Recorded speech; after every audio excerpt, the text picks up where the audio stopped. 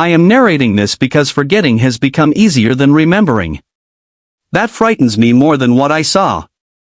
If you are listening to this and you come from the hills, you already know something most outsiders don't: the forest is not empty.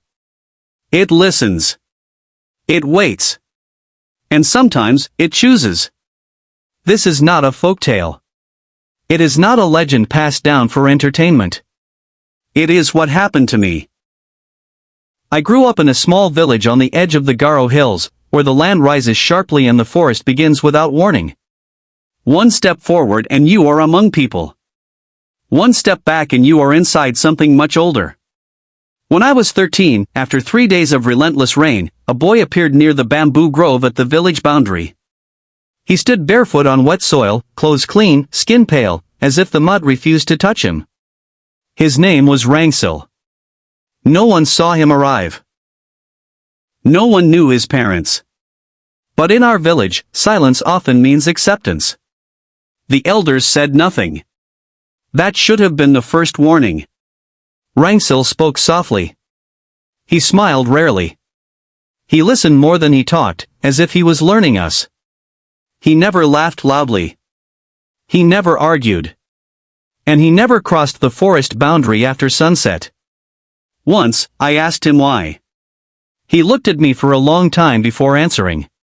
"That is when I forget how to pretend," he said. I laughed. I thought it was a joke. It was not. Rangsil became my closest friend. We spent days wandering near the forest edge, setting traps for fish, climbing trees, watching clouds roll over the hills. But even then, there were things that did not make sense. He never bled. Once, a thorn dug deep into his palm. I watched it happen. He pulled it out slowly. There was no blood. Not even a mark. He noticed my stare and closed his fist. "Some wounds don't belong to the body," he said. Animals feared him. Dogs whimpered and lay flat when he passed. Birds abandoned branches. Once, a wild boar froze in the middle of the path when Rangsil looked at it, then slowly backed away into the trees without making a sound. That year, people began to disappear. Not taken violently. Not found dead. Just gone. Hunters vanished near the forbidden forest called Machikipa. Children heard footsteps outside their homes at night. Women spoke of whispers calling their names from the trees. The elders burned incense. They stopped speaking after dark. And Rangsil watched. One night, he came to my house. There was no knock. I opened the door because I already knew he was there. "Walk with me," he said. "If you don't, you won't remember me tomorrow." I should have refused. Instead, I followed him into Machikipa Forest, a place we were warned never to enter. Inside, sound died. No insects.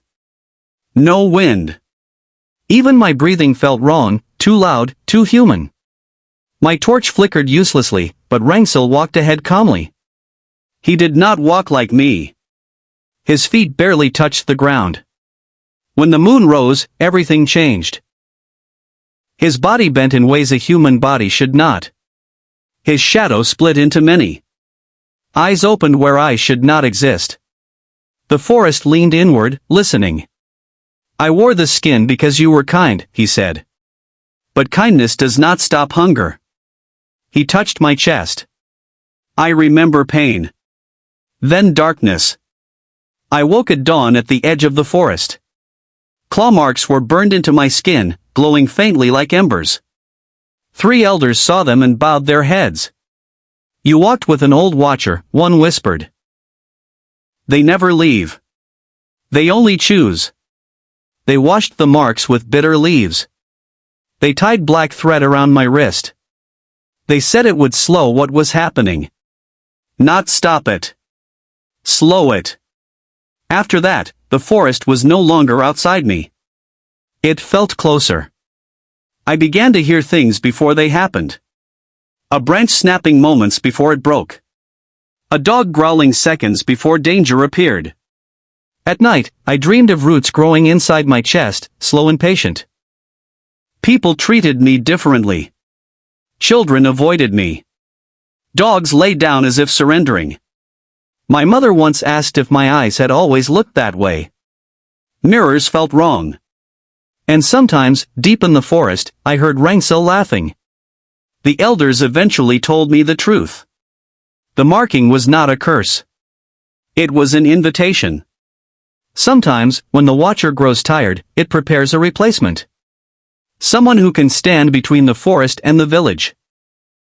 Someone who can remember hunger so others don't have to. I was given a choice.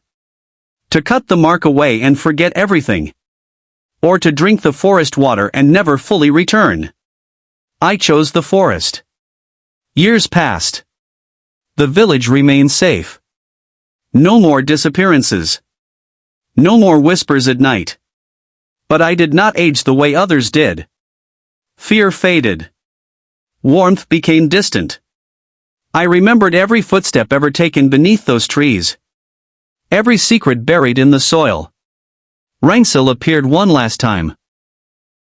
Not as a friend.